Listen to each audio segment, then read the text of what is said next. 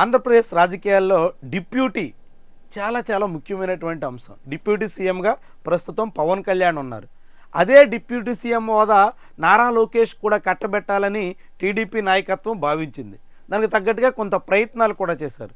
కానీ దానికి బీజేపీ జనసేన రెండు పక్షాల నుంచి అడ్డంకులు రావడంతో ఆ ప్రయత్నం మధ్యలోనే విరమించుకున్నారు. ఇప్పుడు అలాంటి డిప్యూటీ వ్యవహారమే సాగర తీరంలో కూడా చిచ్చు పెడుతుందా అనేటువంటి చర్చ మొదలైంది. జీవీఎంసీ వేదికగా ఇప్పుడు కూటమి పక్షాలు వర్సెస్ వైఎస్ఆర్సీపీ చాలా రసవత్తరమైనటువంటి రాజకీయం నడుస్తుంది. అక్కడ వైఎస్ఆర్సీపీకి చెక్ పెట్టాలని కూటమి నాయకత్వం భావిస్తోంది. దానికి తగ్గట్టుగా పావులు కదుపుతోంది. ఇప్పటికే మేయర్ గొలగాని వెంకటహరి కుమారి మీద అవిశ్వాస తీర్మానానికి అంతా సిద్ధమైంది. అవిశ్వాస తీర్మానం నోటీస్ కూడా ఇచ్చారు. ఈ నెల 19వ తారీఖున అవిశ్వాస తీర్మానం మీద ఓటింగ్ జరగబోతోంది.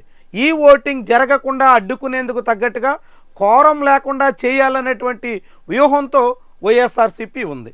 కోరం లేకపోతే సమావేశం వాయిదా పడుతుంది కాబట్టి అట్లా అధికార పార్టీ చేస్తున్నటువంటి అధికార కూటమి చేస్తున్నటువంటి యత్నాలకు చెక్ పెట్టొచ్చు అనేటువంటి సంకల్పంతో వైఎస్ఆర్సీపీ కనిపిస్తోంది. దానికి తగ్గట్టుగా తమ పార్టీ కార్పొరేటర్ని క్యాంపుకు తరలించేసింది. ఇప్పుడు ఆ క్యాంపులో ఉన్నటువంటి కార్పొరేటర్ని వెనక్కి తీసుకొచ్చేటువంటి ప్రయత్నంలో కూటమి నాయకత్వం ఉంది. దానికి తగ్గట్టుగా ఆయా కార్పొరేటర్ల కుటుంబ సభ్యుల మీద ఒత్తిడి పెంచేటువంటి ప్రయత్నం పోలీసుల ద్వారా చేయిస్తున్నారు అంటూ వైఎస్ఆర్సీపీ విమర్శిస్తుంది. వైఎస్ఆర్సీపీ విమర్శలు ఎట్లా ఉన్నప్పటికీ ఇప్పుడు నిజంగానే మేయర్ పీఠాన్ని కైవసం చేసుకుంటే కూటమి తరపున డిప్యూటీ మేయర్ పీఠం తమకే ఇవ్వాలి అంటూ జనసేన డిమాండ్స్ ముందుకు వచ్చేసాయి. ఇప్పటికే మేయర్ పీఠానికి అవిశ్వాస తీర్మానంలో కూటమి పక్షాలు విజయం సాధిస్తే ఆ పీఠాన్ని ప్రస్తుతం టీడీపీ ఫ్లోర్ లీడర్గా ఉన్నటువంటి శ్రీనివాసరావుకి అప్పగించాలి అనేటువంటి లక్ష్యంతో టీడీపీ నాయకత్వం ఉంది. దానికి తగ్గట్టుగా అంతా రంగం సిద్ధం చేశారు. ప్రస్తుతం ఆ ఫ్లోర్ లీడర్ శ్రీనివాసరావే అంతా తానే అన్నట్టుగా కూటమి పక్షాల తరపున కథ నడుపుతున్నారు. మేయర్ పీఠం దాదాపు కన్ఫర్మ్ అయిపోయినటువంటి తరుణంలో డిప్యూటీ మేయర్ పీఠం తమకే ఇవ్వాలి అంటూ జనసేన ఇప్పుడు కొర్రీలేస్తుంది. అలాంటి డిమాండ్స్ ముందుకు రావడంతో టీడీపీ నాయకత్వం దాంతో విభేదిస్తోంది.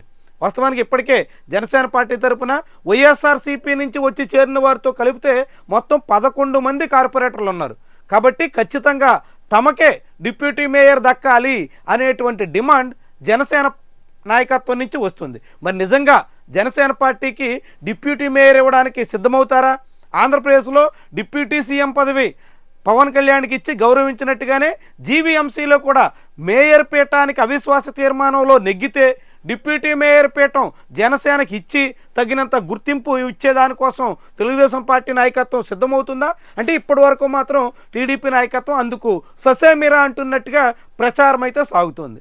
జనసేనకి డిప్యూటీ మేయర్ ఇస్తే తాము అన్యాయం అయిపోతాము అంటూ టీడీపీలోనే పలువురు ఆశావాహులు ముఖ్యంగా డిప్యూటీ మేయర్ పీఠం కోసం కన్నేసినటువంటి పలువురు కార్పొరేటర్లు ఇప్పుడు అడ్డుపొల్ల వేసేటువంటి ప్రయత్నం చేస్తున్నారు. దాంతో ఈ వ్యవహారం కూటమిలో మళ్ళీ ఒక కొత్త చిచ్చు పెడుతుందా లేకుంటే సామరస్యపూర్వకంగా మేయర్ పీఠం మీద అవిశ్వాస తీర్మానం విజయవంతం అయ్యేంత వరకు దారితీస్తుందా?